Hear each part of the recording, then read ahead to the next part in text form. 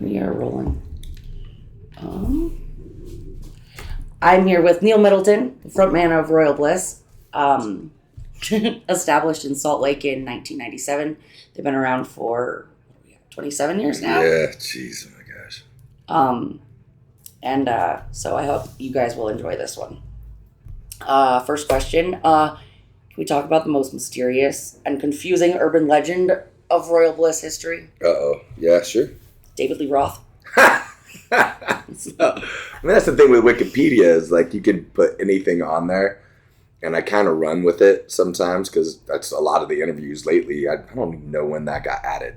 We have no. Well, it's gone now. Oh, it's gone. As of August. Probably somebody took it down. There's no connection with us. There's a super fan on there. Yeah. Oh yeah. Mm-hmm. It was. I joke with radio stations now that bring that up and be like, yeah, he came in and auditioned to sing for Royal Bliss, and it was between me and him, and I won, and he got super mad, and then we decided to have like a fist fight over to see who got the spot. Is that how you got stabbed? Yeah. Oh, So it was David Lee Roth. It was David Lee Roth that stabbed me, and I still won the fight, so I got the job with Royal Bliss. Who was in charge of that story? In charge of the stabbing thing? No, the David Lee Roth I have no story. idea. I have no idea who put that in there. So that's like, anybody can put pretty much anything in Wikipedia, I guess. So apparently. Yeah, so I have no idea. Maybe David did just because it's a dream of his. He always wanted to be the singer of Royal Bliss. You guys have had a lot of lineup changes. Can you name everyone who's ever been in Bliss? Yeah, I mean, we only changed the bass player. So Brent Bruschke was our first bass player. And then we went to Tommy Mortensen was our second bass player. And then Dwayne Crawford was our third bass player. And then now Brian Hennessy is our fourth bass player. So it's always a bass player. And then we had Chris Harding was a rhythm guitarist at one of the original. And Memphis. Yeah, Memphis came in as a second guitarist for about 3 years. He's written a lot with you guys. Yeah, we've written a lot of songs with him. We have a bunch that haven't come out yet that we'll be releasing here in the near future. Yeah, you guys have a new album coming out soon. Or you've been working on it. Well, yeah, it's weird the way the music industry has changed where it's more like singles and not albums. Mm-hmm. So even like our last record, I don't think the one before that, but we just go into the studio and record a couple of songs, do 2, 3, or even 1. Just spend a couple of days in there and then don't go back in the studio for another 2-3 months and then go back in when we have another song. And we just kind of collect these songs, and then it's like, hey, we got 14 songs or 13 songs. Let's make an album out of it. Mm-hmm. But nowadays it's the day of just putting material out. So people don't listen to full records all the time. I mean, I do because I'm old school, but it's like you just put a song out and then put another song out 3 weeks later or 4 weeks later and just keep doing that, which I think is what we're going to do most of the next 12 to 18 months is just have new Royal Bliss, or we have a project called the Bliss Brothers, which is kind of what Memphis was involved with, which is kind of the more Southern rock country-esque kind of thing. I hate saying country because it's not really country. It's just Royal Bliss with a different vibe. It's Southern rock. Yeah. It's more in the Skynyrd vibe than the country vibe. The truth was, for sure. Yeah. And some of the songs that go with it, I mean, there's some that you could be totally just full-on Royal Bliss songs. There's some that sound like a Zac Brown song almost, but it's very different. And then I have some solo stuff, and we have the Tom Petty stuff, and then we have some really heavy Royal Bliss stuff that's coming out too. So it's just, when we write, we just kind of write off the cuff in whatever mood we're in, and I'll write something to any kind of music. There's always something to come out of my head. Which member of Royal Bliss is most likely to present new song ideas to the rest of the band? Or is it kind of spread out? Taylor's always got, ideas and little riffs. And it's always like the way we write is very fluid, where it's, more we jam write a lot kind of tight. at sound checks, we'll write, because I just start jamming or somebody will start jamming. I'll start making up words and melody. And if it's good, then I'll press record on my phone. And that's one of the songs that we have that we just recorded a couple weeks ago that we wrote in Minneapolis during sound check. And then it made me go back and listen to another song I wrote in Minneapolis that same day. So I was like, oh man, I completely forgot about this. Songs just come out of the sky is how I explain it. Like they pop into my head and and then I have to write them down. I'll show the band or show Taylor. Actually, like Taylor and I have been writing a lot on Zoom now that I live in Texas, and he's always has little riffs, and I've been fortunate to be able to just hear that riff, and then I hear melodies and lyrics in my head, and just sing, and it comes out, and then there's a song, and that's just the way it's always been. And I thought that's how everybody wrote songs, but we were writing with Marty from Boba Flex the other day online, and he was just like, I would have to sit down and write for 2 days to try to figure this out, and you just kind of, not to be like, oh, I'm amazing. It's just, it's a gift, I guess. It's just your process. It's my process. Everyone's kind of looks different. Yeah, and it's why I keep doing it, because I feel like it is some sort of gift, that where it's like I'm able to do that, and it's been my release, almost like therapy for myself, like just letting it get out. But I go on rambles on interviews where you'll ask one question and I'll end up in another area. It just happens. Well, good, because I do the same way. I do the same thing. But you should have seen the 10-minute answer that Jake Segura gave me about trouble teen programs. Oh, yeah. That was my first interview ever, and I got on that topic, and he just went on. Yeah, he's passionate. He's got a lot of passion. Well, that's why I met him. Yeah. I was looking for a therapist to help me with that shit. And after I think he was 123rd, I called. And I was like, these therapists keep gaslighting me. Like they keep saying, because they all got their start in Utah. Most of them got their start in those places. So they don't really understand. And he was like, well, I got to be honest. Like I've worked in those places, but also like, here's my perspective on it. And I was like, whoa, like that's the closest I've ever heard of somebody actually getting it. Yeah. Who didn't actually live it. He witnessed it, but like, and that's what got me into the whole local scene. He was like, come to the show we're doing. It was the acoustic show with Hollow Hill. Nice. So you found your therapy. Yep. That's me. I've been trying to find a therapist, and it's so hard. Like I've had so many cancel and be like, oh, I don't know how you were even able to get booked. I'm double booked or whatever. And so I can't take you as a client. I'm like, okay. And then it just keeps happening. And then you get discourged. And I'm just like, and I'll just figure this out on my own. And like, you don't have the hoops to jump through with, people who don't have insurance, or like their options are limited, or people who live in a really rural area where they don't have access to that. And it's like, you still run into issues with it. Yeah. And it's nice now, like online, that you can do it with people, but I feel like you lose a sense of humanity in that, where it's not the connection where you're actually physically in front of each other. I mean, it still helps because you're able to talk and vent. It's kind of like listening to recorded music versus seeing your friends on stage. Yeah, exactly. That's a very good way to look at it. Or watching a music video instead of actually being there physically. Yeah. How do you think music's uniquely important to mental health and healing from trauma? I think it's amazingly connected, and I would say it's like a universal language that goes across borders, continents, and everything else. That even sometimes I was listening to a song the other day, and I didn't know what language it was in, but I still felt it, and could I don't know, hear the emotion in the singer's voice, and even though I didn't understand what they were saying, it made me feel good, or like I could relate with them somehow. But for me, growing up, I grew up in Utah. Well, I moved here when I was 9 and had to go through some difficult times with not being Mormon, and it was very hard moving at that age, and then coming into a system that they have here, and where you'll never have a place. Yeah, where you're not a part of the club. I feel like that's a big part of what makes our scene so special, is that so many people, even people in the church, because you're raised to believe that being different is wrong. Yeah. In any way. Yeah. And so by the time you're 6 or 7, you're like, wait a minute, I'm different. Yeah. And then you have to hide that, and you're having that existential crisis of, self when you're 6 or 7 instead of 16 or 17. Yeah. Guilt at a very young age. And so you isolate, shame. You lock yourself off, you hide all that from yourself. And when you find people who make it safe to be who you are, then that's more family than your own family history. Yeah, you find your people. Yeah. Yeah, it's always been therapy for me. Like that's, I started playing at 12, 13 and writing songs and venting my frustrations instead of beating up the kids at school or whatever.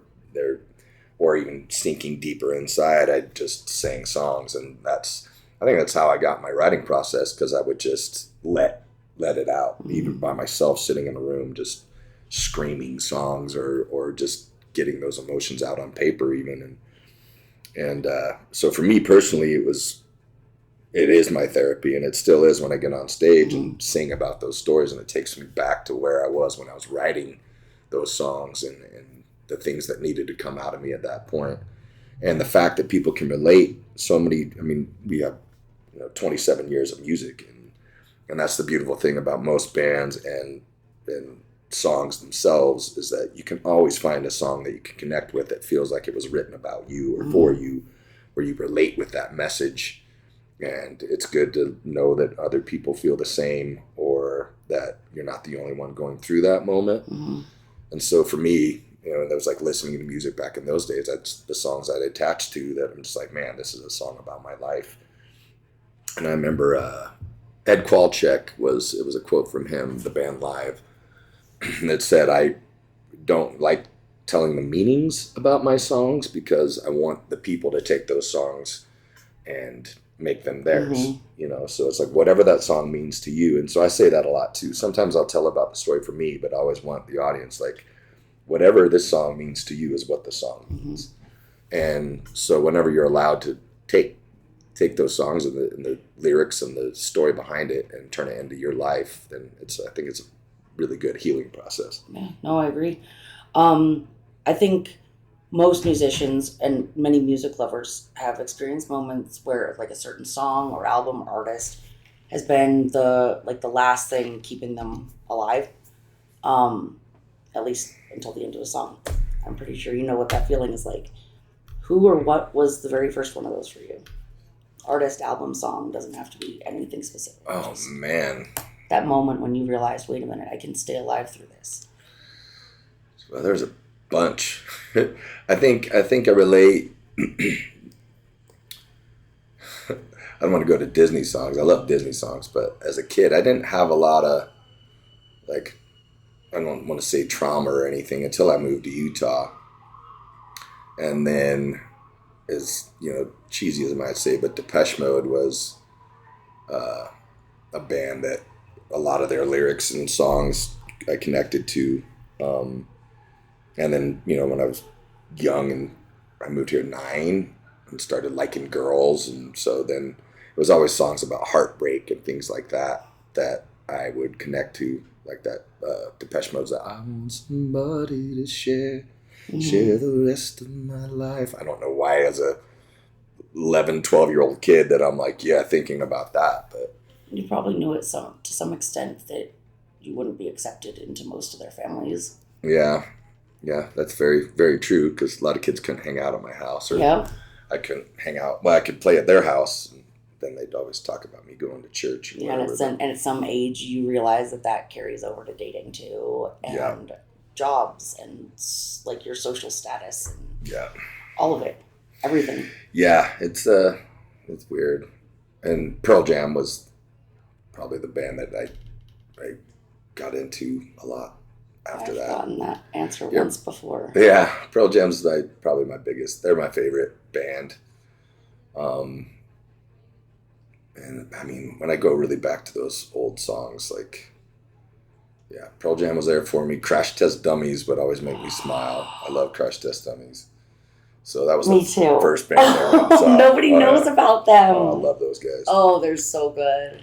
Yeah, so, I mean, and Ben Harper's first record, and that was another one there was with him was, some love songs about love and loss. But I don't know, like, my big influences in the beginning were Crash Test Dummies. That was my first like actual show I went to. I went to John Denver at the Gallivan Center, which was amazing. Okay, mine isn't much better, worse. I don't know. I was 13. We did 7 Monkees shows that year. Monkees? Yeah. Monkees? 5 shows in Vegas. That was my first live music experience. Holy 5 shit. shows in a row in 2 days in Vegas. That's wild. We flew in Friday night, went to both shows that night, saw them at the state fair or county fair the next day, and then twice more Saturday night and flew out Sunday. The Monkees. I used to love that show. And then we went and saw them that summer. We saw them in San Francisco at the Fillmore. That place is a trip. I haven't been to the Fillmore yet. I wish. Oh, you'd love that place. Yeah. It's like the Depot, but like quarter size without the stairs. Really? Yeah. That'd be amazing. I like it. I know it's legendary. But. And then we went and saw them at like UC Berkeley or something like that for some like festival. Yeah, 7 in a row in a year. Wow. And I didn't go to another concert until I was like 20, and it was the Fray and Counting Crows. And my son's dad pregame too hard, and so I've been trying to see the Counting Crows since then. I haven't seen the Counting Crows. That was another band. That's a bucket list where for me.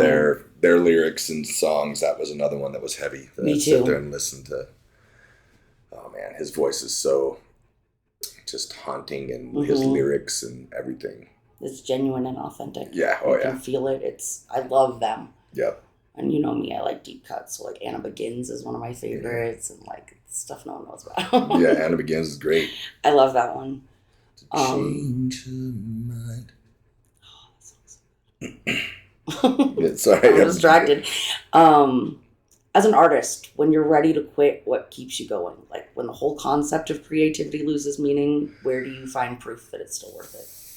On the shows, that's the thing that, and I've been, in some hard places throughout our career, but it's when we play those shows and people come up and share their stories of whatever our music and our song means to them, and up there on stage is feeling that energy, and that's one thing that's never left. There's very few shows that I've played, excuse me, that I'm not enjoying myself up there and connecting with somebody in that audience. And it's everything in between that I used to enjoy, the traveling, the being in the motorhome, and even the van with my buddies playing music and traveling all over the place, that I lost that love, I think, throughout the years, because I've been everywhere for the most part. Mm-hmm. I miss people. It's great to see the friends that I haven't seen in a long time, but I miss my family more, now that my kid's older, my wife, and, that we've been together 20 years. And, and it's harder being away from them, especially after COVID. COVID changed everything. But it was, it's gotten harder and harder. But like this weekend was amazing for me. And I had multiple stories of people just like, I would have killed myself 10 years ago if it wasn't for Devils and Angels. Every Bliss fan has that story. And it's powerful, they're crying as they tell you that. And it's just like, this is why I keep writing music and keep getting on stage, and you can feel that love, and you can see in the audience and see the passion that people have for different songs. And that's because it is different songs that connect, and you'll see different groups of people and individuals light up when you play this song. So it's like you have or start crying when you introduce Through Hell. Yeah. You had to throw Hollow Hill in on that last one, and I just lost it. Yeah. I always try to give props. I hate it when I forget the bands that we're playing with. But you're like Citizen Soldier, Hollow, like that was my first local show. That's what got me into all of this. I love those kids. I've seen Hollow Hell 20 times now. Yeah, they're awesome. And I'm at 25 with you guys. Yeah. And then after that, I think is Savior probably. Need to do some more shows with those guys for sure. Yeah, I think they'd be a good collaboration, like group for you guys too. I think you and Mitch could write some really good shit together. Yeah, and they have that kind of like indie folksy kind of vibe that you're kind of in right now. Yeah. It would be, I think, a good collaboration. Yeah, I'm down. I'll write any day, anytime. I love writing with people. So, speaking of collaboration, what's been your favorite track to collaborate on, and why? Oh, jeez. Because you guys have done so many. Yeah, we've done a lot of collabs. Well, I mean, it's not a lot. We got Shim and Citizen Soldier. Late Night Savior. Yeah, Late Night Savior. The Late Night Savior was a cover song, so it wasn't the same kind of collab. And I wrote with Brandon a song with him that we just talked the other night because we played he came up on stage and sang Medication, and we both went back and listened to it, because sometimes when you write a song, it's like, it was okay. And then I heard it the other day, like just driving, it came up randomly on my phone, and I was like, this song's actually got some good stuff to it. And he did the same thing. He was saying like, yeah, I listened to it the other day. I was like, damn, there's something here. And so it's a matter like you write something and it's like, okay, and you have to walk away from it. Yep. And some of the songs that we'll release are 10 years old. Like Chasing Stars was one that Jake kind of had a basis of that I held on to because I was like, man, there's something to this song, but I didn't go back to it for like 7 years. And then Brandon's one of those too. I am too. When I get in, I mean, that's how one of the best ways for me to break creative blocks is go do something else. Yeah. Go do something completely different. Like go cover a different genre or, go take pictures of nature or something. Just get out of the box that you're in, and ultimately, like, you'll get that click. And then you're like, okay, now it's time. It's ready. It's weird. Like, I'll have melodies in my head sometimes. Like, well, they're all the time. And then I'll be like, oh, wait, this kind of works on this one song from way back in. And I'll pull that song up and be like, holy crap, this is the melody for this song. It just took years for it to formulate. It's just back there in my brain somewhere circulating. I had an interesting conversation with Tyler from Late Night Savior about that because I was explaining my creative process. He's like, Brandon does that too. And like, I think he had a moment of like understanding. Yeah. And the whole like, wait a minute, he's not ignoring what we've written. It's just it's simmering. Yeah, and that's Jake would get pretty bummed out. Like he'd come up with an idea and listen to it, and not be able to come up with something right off the bat. Because most of the time something will come and be like, oh, cool, I got a melody. Oh, here's a lyric here, click. And it didn't for a couple of songs that he kind of wrote the music for. And then to pull it back up and be like, oh, yeah, no, remember that one you did? And like, I love that song. And so I think him realizing that I didn't forget about it. It's just, it wasn't time. Right. It wasn't time for it. Yep. But writing with Citizen Soldier, though, was great. I mean, Jake's an amazing writer, and he just keeps getting better and better. He really is. And he's really dedicated himself to like traveling around and learning from other songwriters. And I struggled with that. Like I always this is my song, want to write the whole thing, and or Royal Bliss, or I'm writing all the lyrics, I'm doing the melody. And I didn't open up till way later to like write with Joel Pack. I love some of the songs I've written with Joel Pack are some of my favorites. Like Drink My Stupid Away. There's another one that I saw last night that was just you two. What is it? It's one of my favorites too. Can't remember. We did Be Original. That one. Yes. Yeah, Be Original. I love that one. These Days, me and Joel wrote Dreamer with Kisi Fauna. I hope I pronounced that right if he happens to see this. Kiss B is what he went by back in the day.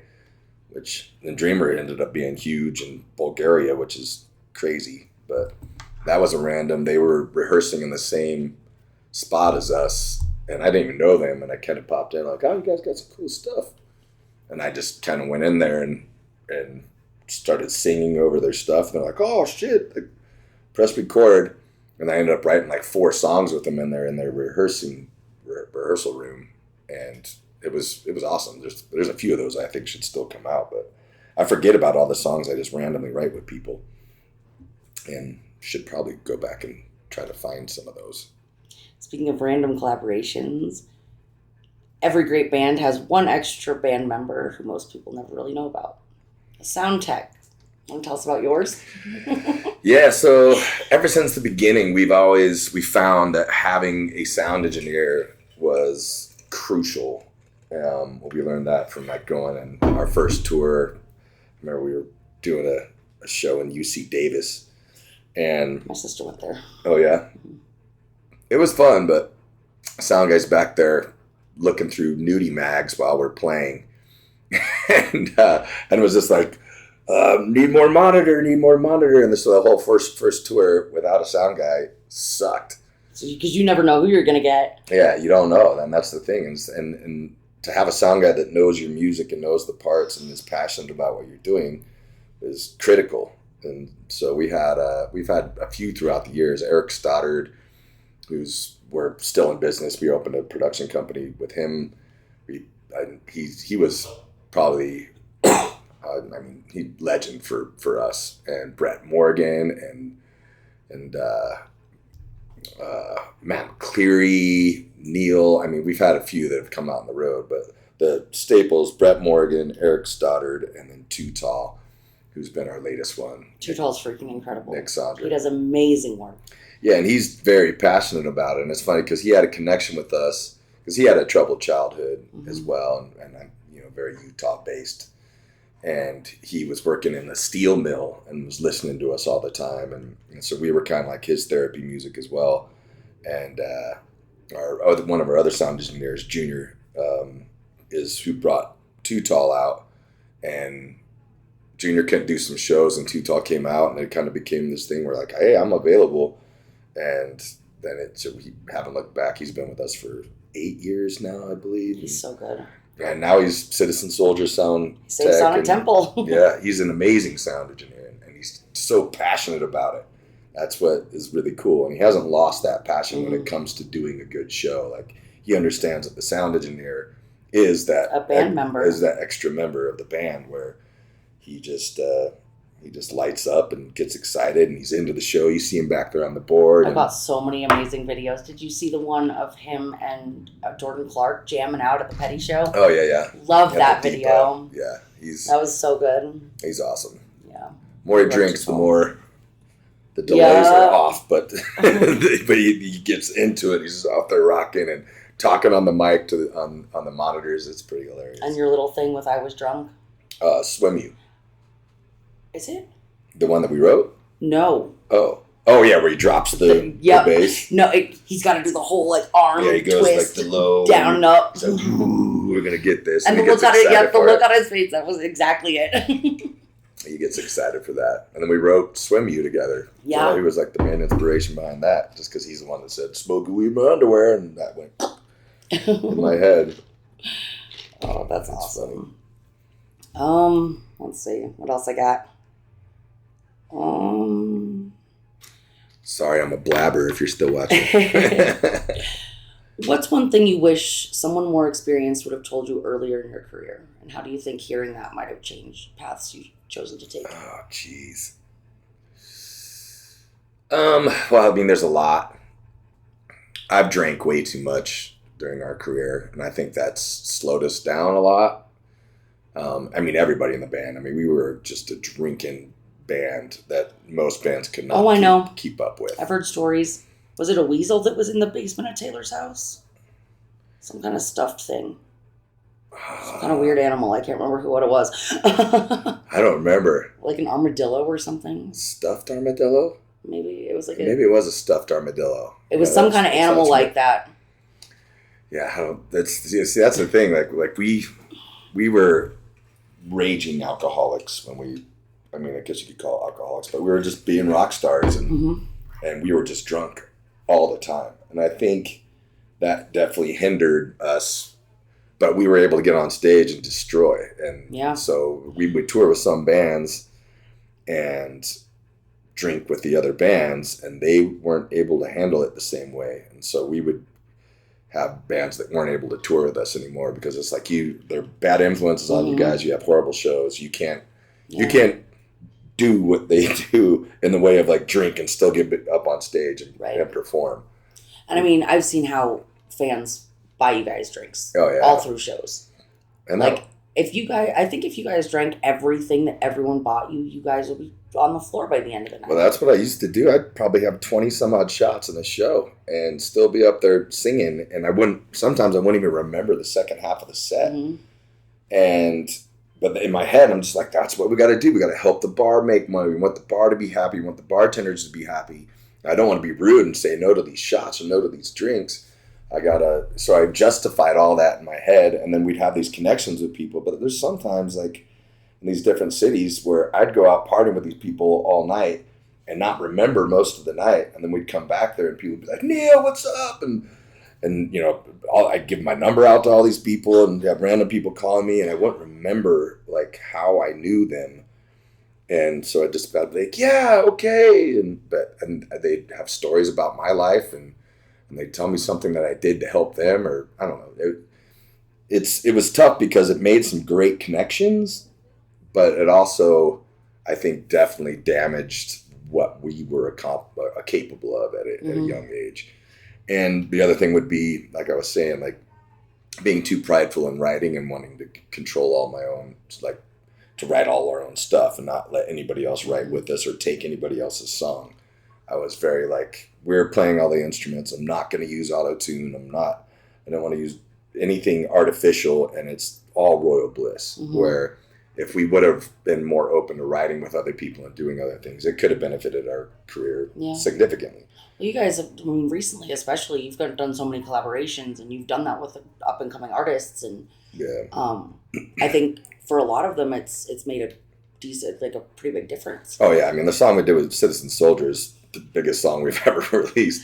It's so great to see that those guys have blown up.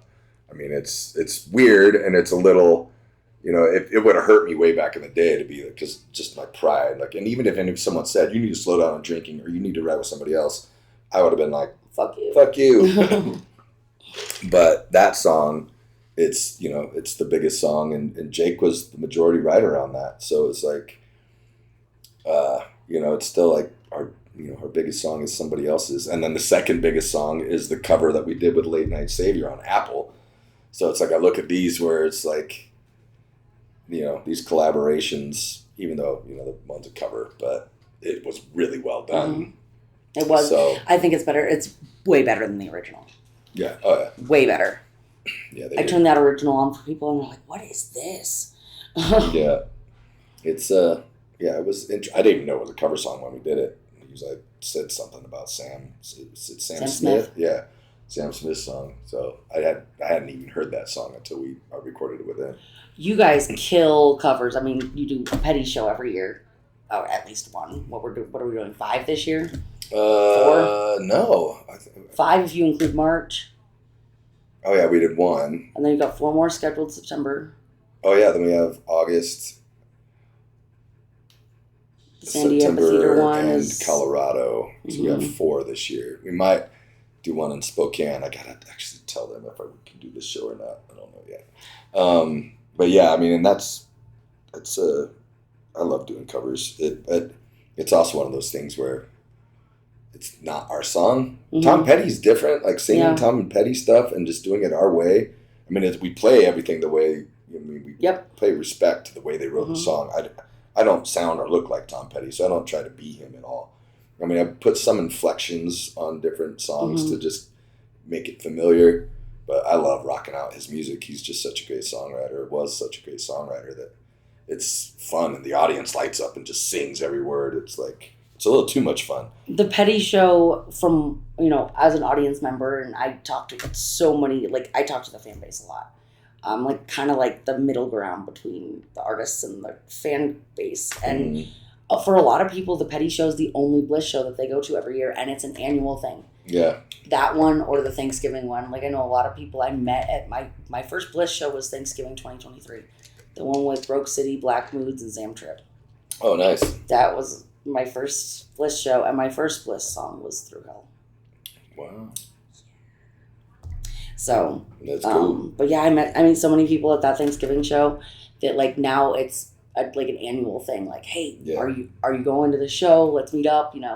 That's my favorite things about Royal Bliss, and I'm sure a lot of bands are the same way too. But I don't know culture. It's more of a community of people from all over the country that have formed relationships with each other, and it's pretty neat. Seeing people fly to different cities or drive, and they all meet up, and it's like we've created this friend group, this community of people that, based around the music, around the band. Christina, the girl in Idaho, we met at an Adelaide Way New Medicine show at Leatherheads because we were both wearing Late Night Savior gear. Oh, nice. And we've been to 15 shows together. We brought our kids, we did the Twin Falls anniversary show together.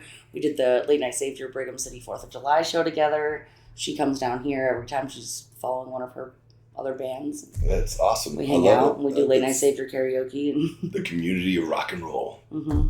It really is. It's a good place to be.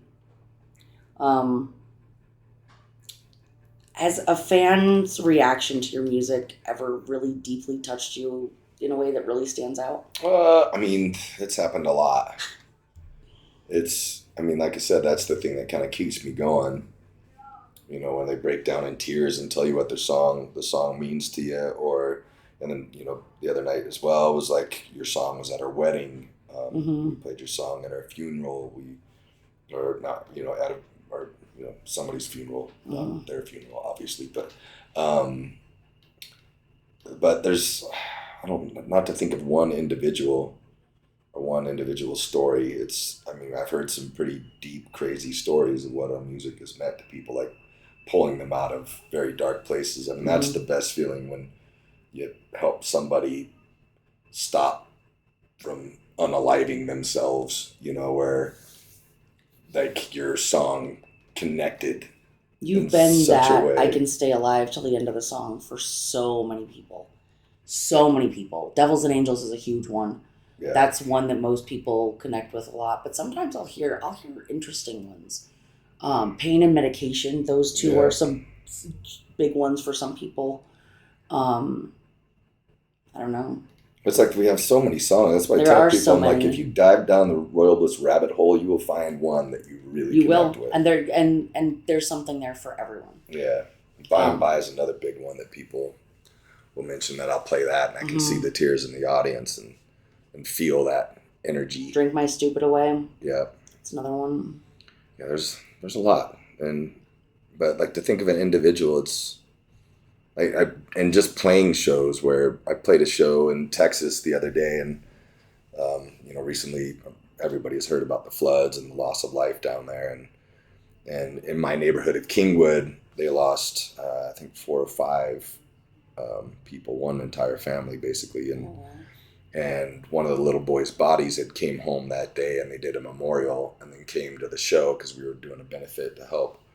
And a guy came up, and he never heard me play or heard of Royal Bliss or anything, but he was standing there in tears just saying, I just want to thank you. We just came from a memorial service, and your voice and your music has taken all of us out of that pain for that moment. Mm-hmm.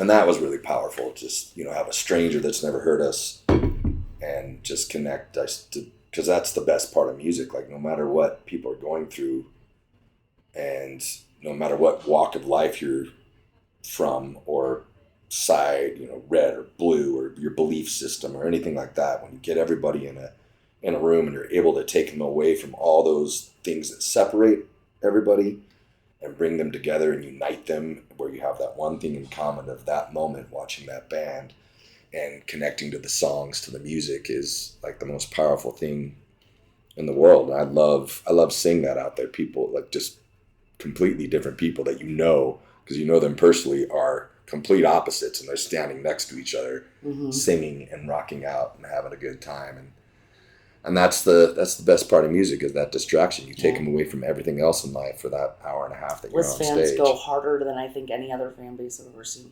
Yeah, Bliss fans go hard. I love it.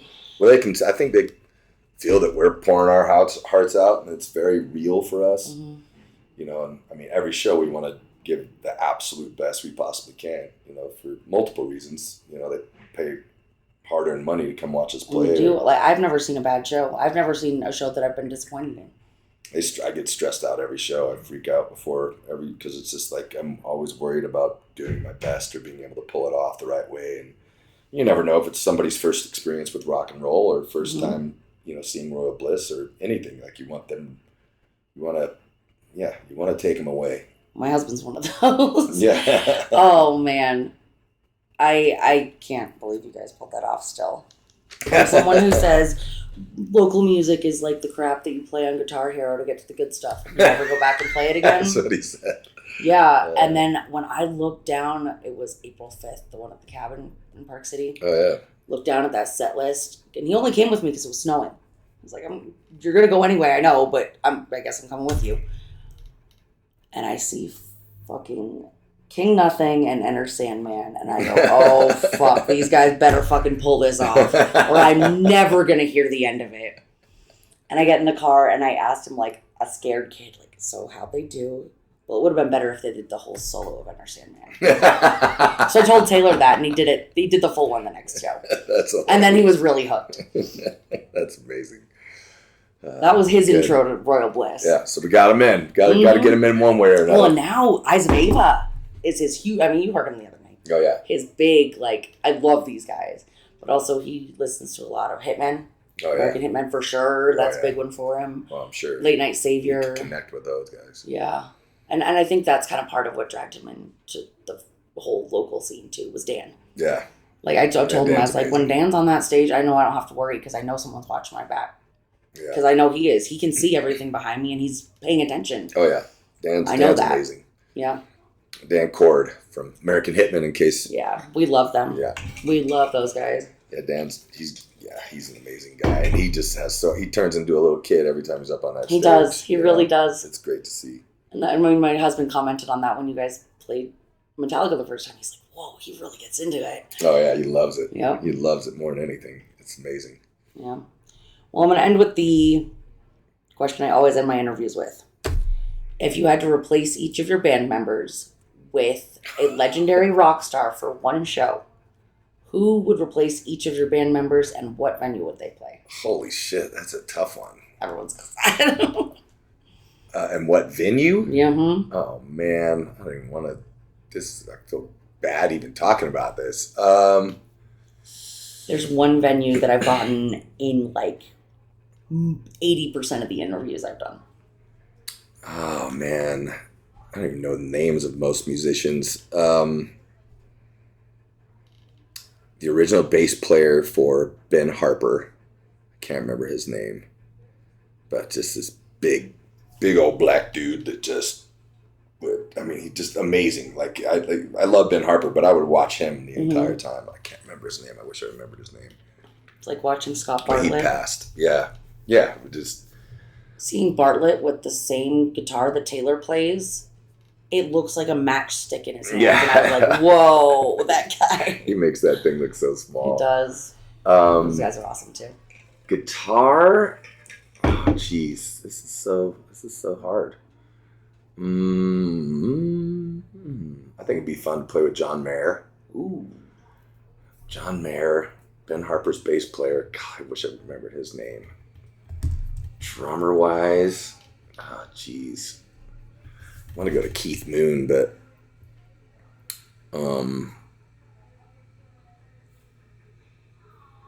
Juan Nelson. Juan Nelson? Yeah. He passed, didn't he? I think so. Yeah, Yep. he passed. He was so good.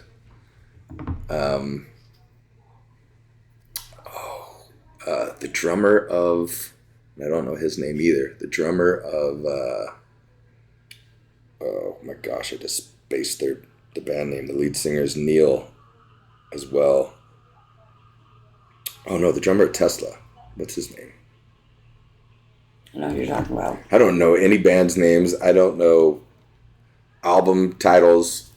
That's one thing with me that feels weird as being a musician. Is like I'm not like I don't know the names of any band members in any band except for Pearl Jam. I guess, yeah, Mike McCready would be awesome to have on guitar too. Yeah. That'd be a fun one. Yeah, that would be a fun one. Speaking of Pearl Jam. But collab wise, I would love to do a song with Eddie Vedder. That would be my dream. That would be the pinnacle of my career, and then I could retire. You forgot a band member. The same one Jake Segura forgot. What about yourself? Oh, me? To fill in for me? Eddie Vedder? Yeah, I mean, Eddie Vedder would be phenomenal. Oh, God. Eddie Vedder. To watch Eddie Vedder and those other members play Royal Bliss songs would be... That would be a killer lineup. That'd be really What cool. venue? Oh, Red Rocks. Same answer everyone freaking gives me. Yeah. Everyone from Utah wants to play Red Rocks. Red Rocks is I've gone to Madison Square Garden twice. Everyone else has said Red Rocks.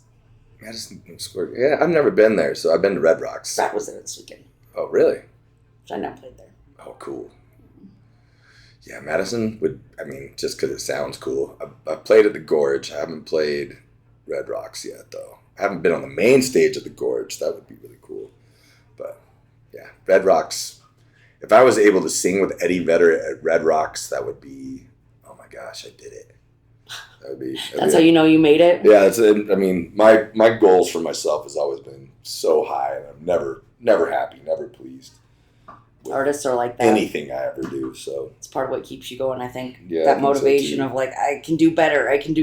Yeah, it's a blessing and a curse. Mm-hmm. And I have to tell myself that all the time where I just I got to look at my career and what I've done and what I've accomplished as independent artist coming out of Salt Lake City, Utah is rare.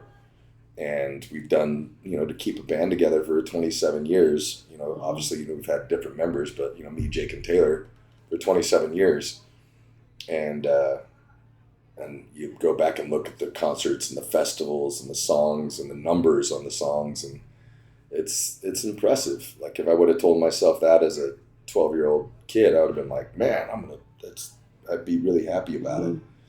But here I am now. It's like, man, I still don't feel like I ever achieved my highest potential as a musician or creator or anything. But I'm not done yet. So I think that's something that's important for every artist to do, is kind of like, especially like every few years at least, especially when you get up there, is look back on everything that you've done. Like look at it as a whole.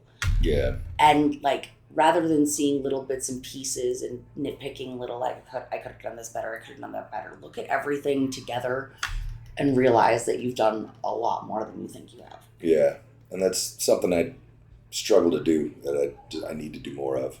It's kind of like the looking in the mirror and telling yourself that you love yourself is something I should probably do more of too. But like just to be happy with where I'm at and not beat myself up because I didn't do something else or I didn't achieve this certain thing.